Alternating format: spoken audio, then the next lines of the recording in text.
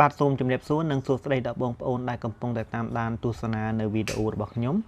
បាទនៅក្នុងវីដេអូនេះគឺខ្ញុំនឹងបង្ហាញបងប្អូនពីរបៀបក្នុងការដកលុយចេញពី website Cam ads168 ដែល website នេះគឺខ្ញុំធ្លាប់បានបង្ហាញបងប្អូនពីរបៀបក្នុងការចុះឈ្មោះបាទហើយនឹងរបៀបក្នុងការរកលុយជាមួយនឹង website ហ្នឹងថាតើយើងត្រូវរកលុយជាមួយវាយ៉ាងដូចម្ដេចបាទ website នេះគឺអាចនិយាយបានថាជា website មួយដែលយើងអាចរកលុយបានស្រួលរហ័សហើយទៅមុខទៅ website នេះនឹងមានការ update បន្តបន្ទាប់ជាពិសេសគឺការដាក់ផ្សាយពាណិជ្ជកម្មឬក៏ការដាក់ផ្សាយនៅផលិតផលនៅក្នុង website នេះបាទការដាក់ផ្សាយនៅផលិតផលកាលណាគេដាក់ផ្សាយផលិតផលនៅក្នុង website នេះកាន់តែច្រើនគឺបងប្អូនអាចរកលុយពីវាបានកាន់តែច្រើនហើយការរកលុយជាមួយនឹង website នេះគឺបងប្អូនស្រួលទេគឺបងប្អូនគ្រាន់តែ share ផលិតផលទាំងអស់នេះចូលទៅកាន់ Facebook របស់បងប្អូនអានឹងទី1ហើយទី2នៅពេលដែលបងប្អូនធ្វើការ view ទៅលើផលិតផលណាមួយគឺបងប្អូននឹងទទួលបាននៅចំនួនទឹកប្រាក់ផងដែរអញ្ចឹង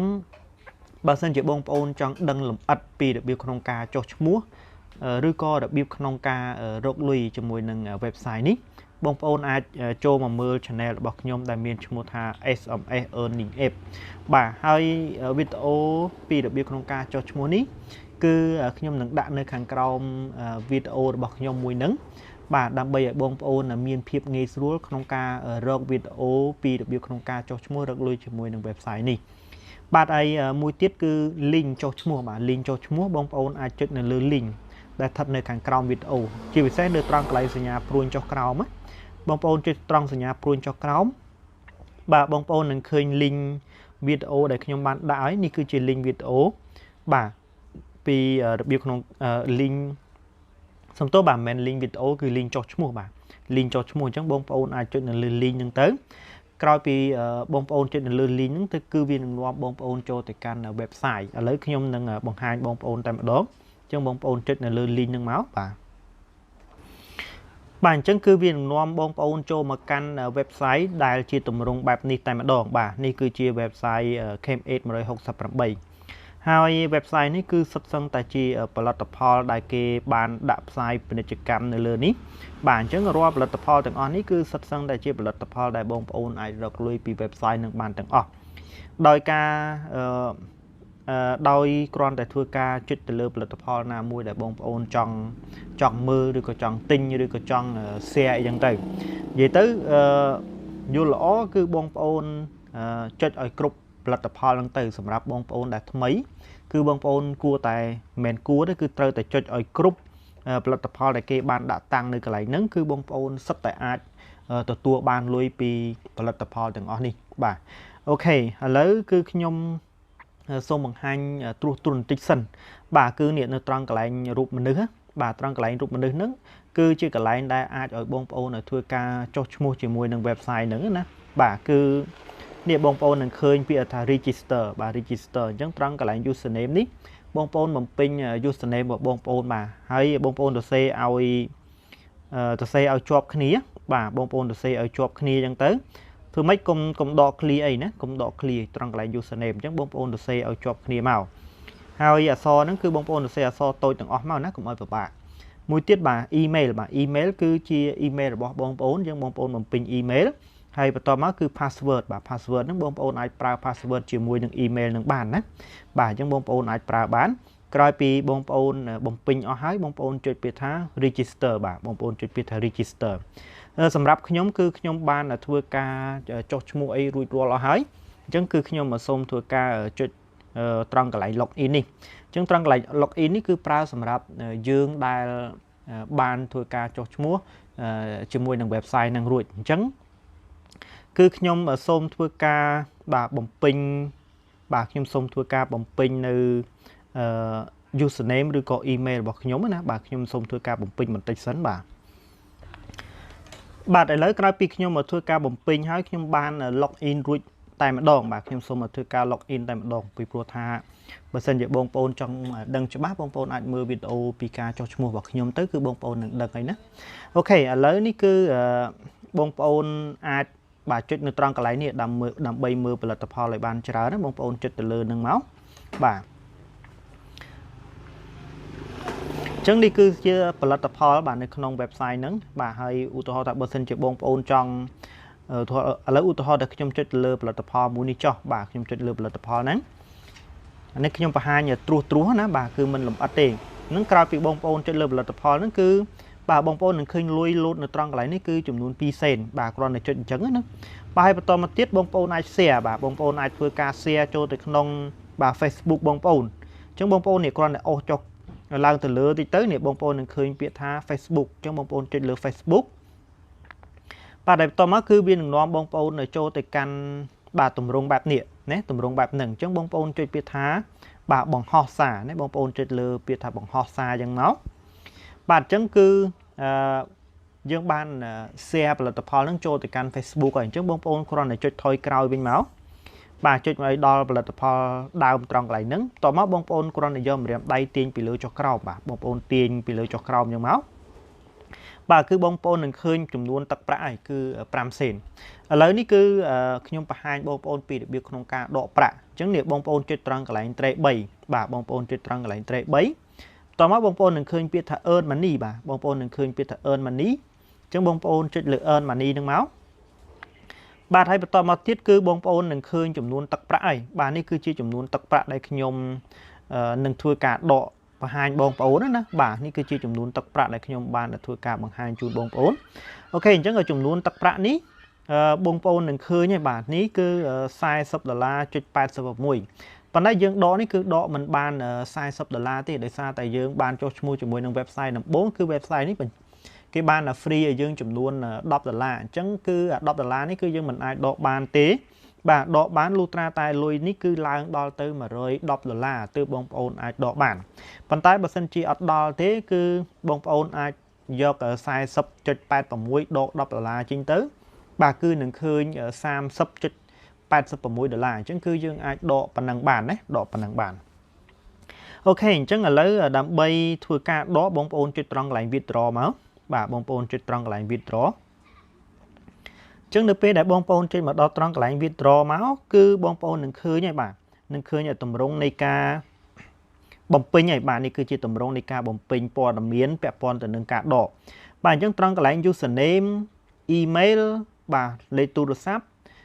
ត្រង់កន្លែងនេះគឺចំនួនទឹកប្រាក់ដែលបងប្អូនចង់ធ្វើការដកហើយបន្តមកទៀត payment method នេះគឺពាក់ព័ន្ធទៅនឹងវិធីសាស្ត្រក្នុងការដកលុយបាទហើយត្រង់កន្លែងនេះគឺបងប្អូនចង់ដកជាមួយនឹងធនាគារណាមួយហើយត្រង់កន្លែងនេះគឺជាកន្លែងដែលបងប្អូនត្រូវបំពេញលេខគណនីរបស់បងប្អូនបាទឥឡូវខ្ញុំបង្ហាញបងប្អូនមួយណាខ្ញុំបង្ហាញបងប្អូនមួយត្រង់នេះចាំខ្ញុំបង្ហាញបងប្អូននៅពេលក្រោយឥឡូវខ្ញុំបង្ហាញបងប្អូននៅត្រង់កន្លែងនេះសិនចឹងនៅត្រង់កន្លែងហ្នឹងនេះបងប្អូនចុចត្រង់នេះឥឡូវនេះខ្ញុំវាយចំនួនទឹកប្រាក់ឥឡូវទៅខ្ញុំដកនិយាយសិនខ្ញុំដក30.81បាទខ្ញុំចង់ដកប៉ុណ្ណឹងបាទ$30.81ហើយបន្តមកនេះត្រង់កន្លែងselect bank បាទនេះ payment method បងប្អូនចុចត្រង់កន្លែងហ្នឹងមកគឺបងប្អូននឹងឃើញបាទមាន ABA bank មាន Win មាន Truemoney មាន AC Lida អញ្ចឹងបងប្អូនចង់ដកមួយណាឥឡូវខ្ញុំសូមដក ABA ចុះបាទបើបងប្អូនមាន Win បងប្អូនចុចលើ Win បើបងប្អូនមាន Truemoney បងប្អូនចុចលើ Truemoney បើបងប្អូនមាន AC Lida បងប្អូនចុចលើ AC Lida អញ្ចឹងគឺខ្ញុំចុចលើ ABA Bank បាទខ្ញុំចុចលើ ABA Bank បាទនេះគឺវានឹងចេញបែបនេះណាបងប្អូនហើយបន្តមកទៀតនៅត្រង់កន្លែងនេះគឺយក bank account បាទយក bank account អញ្ចឹងបងប្អូនចុចនៅត្រង់កន្លែងហ្នឹងមកបាទអញ្ចឹងបងប្អូនត្រូវធ្វើការជ្រើសរើសដែរបងប្អូនរើសយកឲ្យត្រូវទាំងខាងលើមិញណាបាទត្រង់កន្លែង payment method ហ្នឹងអញ្ចឹងយើងរើសឲ្យត្រូវអាហ្នឹងមកឥឡូវគឺខ្ញុំយកបាទ ABA bank ដូចគ្នាអញ្ចឹងអាខាងលើនិងខាងក្រោមនេះគឺត្រូវដូចគ្នាបាទបន្តមកទៀតត្រង់កន្លែងនេះយក bank account នេះគឺសំដៅទៅលើលេខគណនី ABA របស់បងប្អូនណាបាទលេខគណនី ABA របស់បងប្អូនអញ្ចឹងឥឡូវខ្ញុំសូមធ្វើការបំពេញឲ្យអស់តែម្ដងបាទបំពេញឲ្យអស់តែម្ដងដើម្បីបង្ហាញឲ្យបងប្អូនឃើញណាបាទឥឡូវខ្ញុំបានធ្វើការបំពេញអស់ហើយបាទខ្ញុំបានធ្វើការបំពេញអស់ហើយអញ្ចឹងខាងលើនេះបាទបងប្អូនត្រូវតែដាក់ឈ្មោះរបស់យើងឲ្យបានពិតប្រាកដមកបាទកន្លែងយក name ណាបាទត្រង់ហ្នឹងយល់ល្អគឺបើសិនជាឈ្មោះគណនី ABA បងប្អូនដាក់យ៉ាងម៉េចបងប្អូនគួរតែដាក់តាមនឹងមក ឬក៏ឈ្មោះករណី AC លីដាបងប្អូនដាក់យ៉ាងម៉េច